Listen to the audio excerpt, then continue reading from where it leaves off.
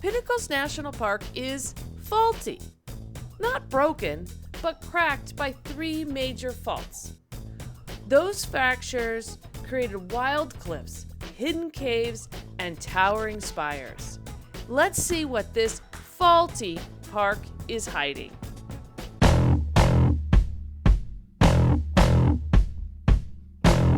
I made it to Pinnacles National Park, and today I'm gonna take you around and we're gonna discover Pinnacles East, Bear Gulch, the Bacon Range, and we'll take a look at the campground as well. Anyway, welcome, Pinnacles East.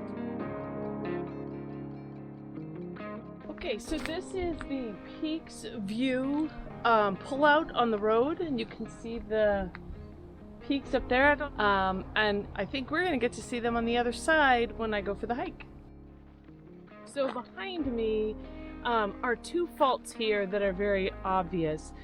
We're right along the San Andreas fault here, but then behind me there is the Pinnacles fault and the Chalone fault, I think is how it's pronounced.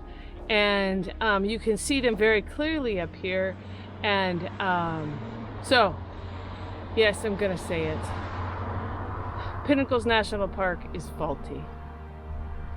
Sorry, just can't help myself. Okay, here I go out to Bear Gulch Caves. Start going up right away.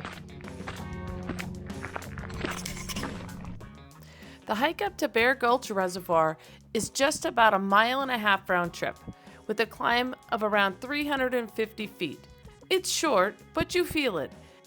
So I missed the caves entrance, wherever that was, I don't know, but here it is on the top end. Missed the caves, but that just means I've got something to look forward to on the way back. Onward to the reservoir.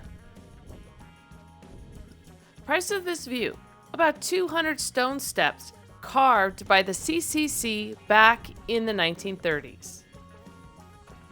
Who needs a Stairmaster when you've got 200 stone steps? Okay, we made it to the reservoir.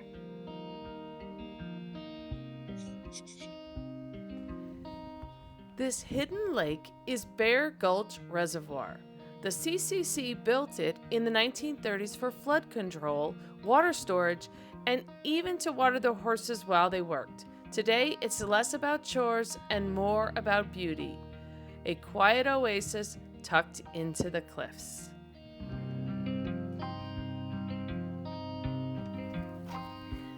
And the reservoir isn't just for people. I spotted a family of American coots paddling across the water. The adults with their bright white bills and a few fuzzy little chicks chasing behind. A reminder that this hidden lake is full of life. I spent a little time just being at the reservoir. But the caves were waiting and it was time to go explore. Okay, here's the entrance to the caves, which somehow I missed them coming up. So I'm gonna go down them, and as you've heard in a previous video, my 360 camera is on its way back to China to get fixed now, but I put it in the water and it's supposed to be waterproof. Anyway, my 360 camera is dead. My Sony is too big to be carrying around in a cave. This camera was my backup, but I crushed it crushed chewing a time lapse a while ago in the filter, so all I have is a polarized lens. So it's gonna get dark real quick in the cave, and it may not be anything for you. I'm gonna pull out my phone when I put my headlight on, and we'll see how long it lasts, and if I can lighten stuff up with in post-production and software, but I don't know. We'll see. Anyway, I'm excited. Here we go.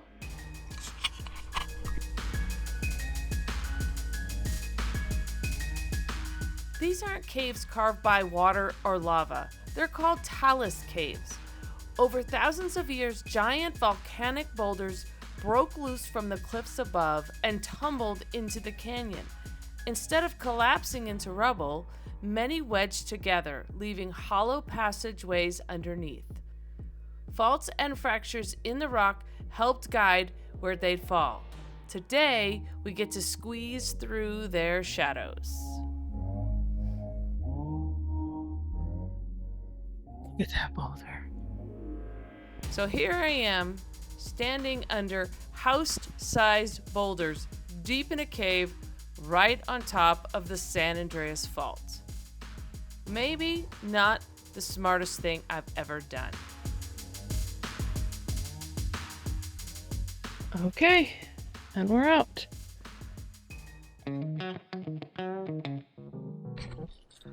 So I've driven to the end of the other road to Old Pinnacles, and nowhere on the road can you see the actual pinnacles.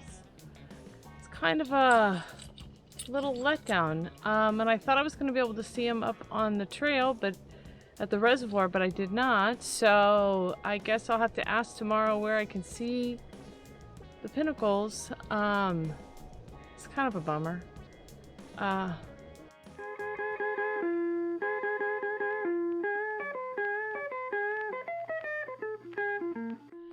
This is the Bacon Ranch. Ben Bacon was born here, which is crazy, in 1866, and he lived here his whole life until 1939 when he died. And this is the place that he built, and they relied on dry farming and, of course, cattle ranching here. And because there were springs, as we saw on my hike yesterday, there's springs. And I just saw some turkeys over here, and I'll take you around and give you a little tour. It's just a basic ranch. It's not anything exciting, but I did find out that this part of the park, the campground and this part, were acquired by the park in 2006, which makes sense. There's a pool at the campground. That doesn't make sense to me. The campground's huge. Not that national parks don't have huge campgrounds. It has a park store. It's just, it doesn't feel very park servicey. And so the family that owned this at that time ran a campground, and then the Park Service acquired it from them in 2006. Okay, so this was the main part of the house. We could see it was added onto, and it might actually have had more rooms at some point, because you see a threshold here to go in.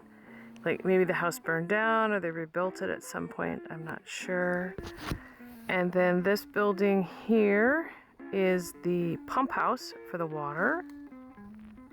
And then you come around, and this was the carport or garage.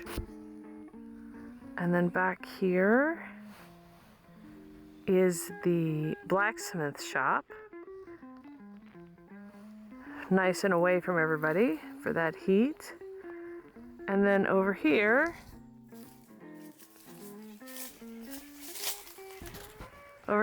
is the barn and the corrals. After a day of history and hiking, it was back to camp. And let's be honest, not every camp dinner is glamorous, but tonight, fresh California halibut. Not exactly your average mac and cheese or ramen noodles. So it's about 6 in the morning, and the fog has set in here, which is interesting, the sea fog. So, I've been sitting here all morning, and it has been really pretty awesome. Sometimes you have to remember to just be when you're camping. And I've had deer, a mama, and a baby walk through camp.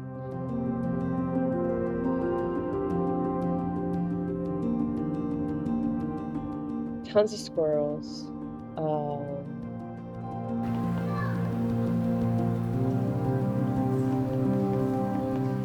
Bunch of quail, super cute California quail.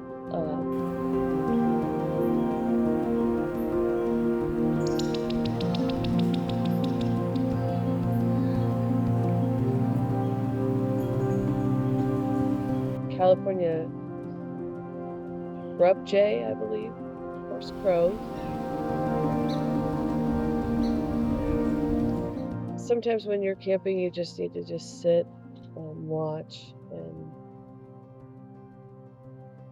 take the time to just be. And even though I'm here in the campground, there are so many birds, and I have a long list on Merlin of birds that I'm hearing, but not necessarily seeing.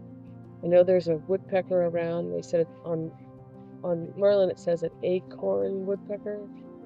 I haven't seen it, but I've definitely heard it pecking, and I heard its noise as well, its sound. So, or song. I guess it's song. Anyway, sometimes you just have to take the time to just be. Just be. This is my last stop here in California. It's time to go home to Tucson. This is the end of my solo journey. I'm a little disappointed I didn't get to see the pinnacles of Pinnacle, but I didn't get to see Denali and Denali because it was sucked in. I didn't get to see Mount Fuji at Mount Fuji because it was sucked in. So I didn't get to see Pinnacles at Pinnacles. The next time I see you, I will be back in Colorado. I'm teaming up with Grace in the Land Rover this time. We're going to do the Alpine Loop, and then and you'll get a geologic view of the Alpine Loop because she has a little break between summer and hopefully a winter job. So anyway, thanks for watching. Please like and subscribe, and I'll catch you in Colorado. Bye.